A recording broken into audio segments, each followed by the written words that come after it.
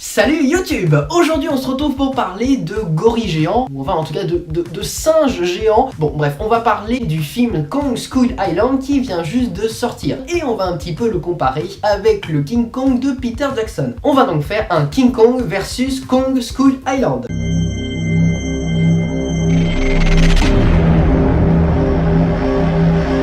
Bon, je ne vais pas trop m'éterniser sur le film de Peter Jackson, car ici le film qui nous intéresse en premier lieu est Kong Skull Island. Le King Kong de Peter Jackson est donc sorti en 2005. L'histoire se passe dans les années 30 et on retrouve l'histoire de base de King Kong avec cette bête qui a une incroyable affection pour une femme. Donc il y a en quelque sorte un jeu de Belle et la Bête. Le film reste en revanche très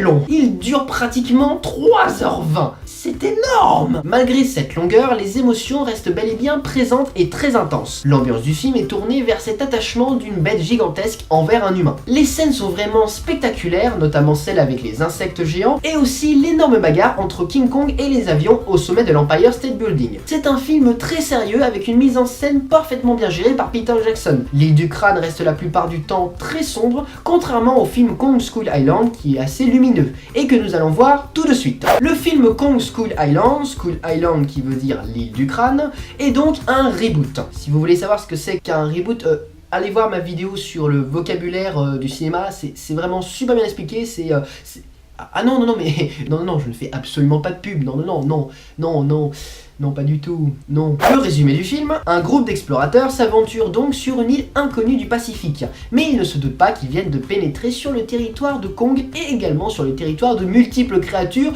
gigantesques et ultra dangereuses. Au niveau des acteurs, nous avons Tom Hiddleston, Brie Larson, Samuel L. Jackson, John Goodman, John Christopher Reilly et bien d'autres. Contrairement au King Kong de Peter Jackson, ici l'histoire se passe dans les années 70, vers la fin de la guerre du Vietnam. On retrouve bien évidemment l'île où habite Kong, appelée toujours l'île du crâne. Pour ce qui est des personnages, on ne peut pas tellement dire qu'il y ait de personnages principaux. Chaque personnage a sa place dans le film et sa part d'importance. Pour ce qui est de Samuel L. Jackson, on n'est pas tellement surpris par le personnage qu'il interprète. C'est un militaire déçu que la guerre se finisse et qui veut à tout prix défoncer quelque chose. Et là notamment, c'est Kong. En gros, c'est à peu près ça. Personnellement, j'ai trouvé ça un peu dommage de prendre Samuel L. Jackson qui joue toujours de la même manière et qui ne lève pas énormément le niveau du film. Ils auraient peut-être pu innover un peu et choisir un acteur différent. Surtout que Samuel L. Jackson a déjà eu affaire à des gorilles dans le très mauvais film Tarzan, sorti en 2016. Passons au scénario. Il faut savoir tout d'abord que le film dure 2 heures. Je pensais avant de voir le film qu'on allait ressentir une certaine longueur,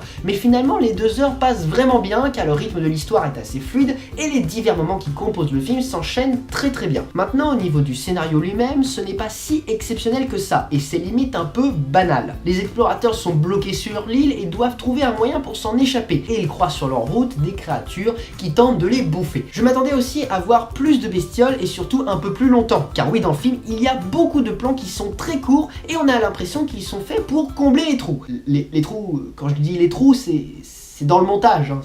Non, parce que je sais qu'il y en a qui penserait autre chose. Pour ce qui est du film en lui-même, les couleurs sont très vives, l'île reste assez banale au niveau du paysage et les créatures aux tailles et aux formes multiples sont plutôt bien faites. Passons maintenant à Kong qui est quand même le personnage principal du film. La taille de Kong était un vrai problème dans le scénario. Dans le film, Kong mesure environ 30 mètres, contrairement aux 7 mètres de Kong de Peter Jackson. Pourquoi ce changement de taille? Car le réalisateur Jordan Vogt-Roberts a clairement déclaré qu'une suite allait être réalisée pour que Kong se batte avec un autre monstre titanesque et bien connu et c'est Godzilla. Mais ce ne sera probablement pas le Godzilla de 2014. Eh bien non, car celui-ci mesure approximativement dans le film 150 mètres de haut, ce qui n'assurerait pas un film très long avec une fin plus que prévisible.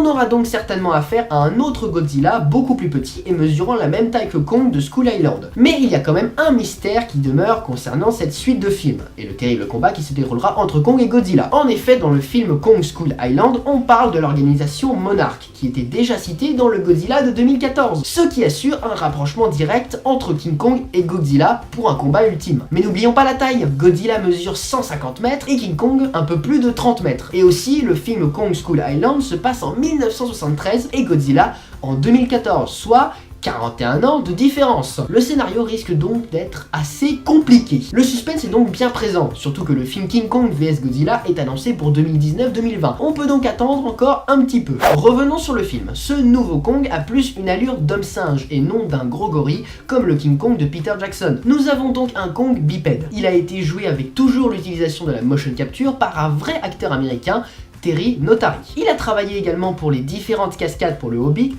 et s'est occupé également des différentes démarches des singes pour la planète des singes, ce qui paraît logique de lui laisser interpréter Kong. Il travaille également en étroite collaboration avec le fameux Andy Serkis qui a déjà interprété Kong dans le film de Peter Jackson en 2005. Le réalisateur, comment il s'appelle déjà lui Jordan Vogt-Roberts a voulu changer de l'histoire en quelque sorte basique de King Kong avec un scénario s'inspirant de La Belle et la Bête. Ici ce n'est pas du tout ça, on découvre un Kong très différent qui se porte d'affection pour tous les humains et pas seulement pour une femme. Mais, oui, il y a un mais. Il y a quand même un rapprochement plus important entre la femme jouée par Brie Larson et Kong. Un petit clin d'œil à l'histoire d'origine? Je ne sais pas, mais on sent une très légère idée de Belle et la Bête dans le film. On ne pourra évidemment pas détrôner le fameux film de Peter Jackson qui reste le film le mieux réussi dans la série des King Kong. Et finalement, malgré un scénario assez classique et un Samuel L. Jackson que je ne trouve pas tellement utile, le film Kong Skull Island est plutôt bien réussi. Kong reste vraiment impressionnant, sa démarche est parfaitement bien jouée par l'acteur Terry Notary, les scènes de bataille sont incroyables et les différents monstres qui peuplent l'île sont intéressants, même si on aurait aimé en voir d'autant plus. Ce film marque donc l'arrivée imminente d'un combat géant entre les deux plus célèbres mastodontes du cinéma, King Kong et Godzilla. Et voilà les gens, la vidéo touche à sa fin, j'espère qu'elle vous aura plu. Si c'est le cas, n'hésitez pas à mettre un gros j'aime. N'oubliez pas également de me rejoindre sur les réseaux sociaux, de partager la vidéo et de mettre toutes vos remarques en commentaire, ça me ferait super plaisir. Et sur ce, je vous dis à très bientôt pour de prochaines vidéos. Allez, ciao!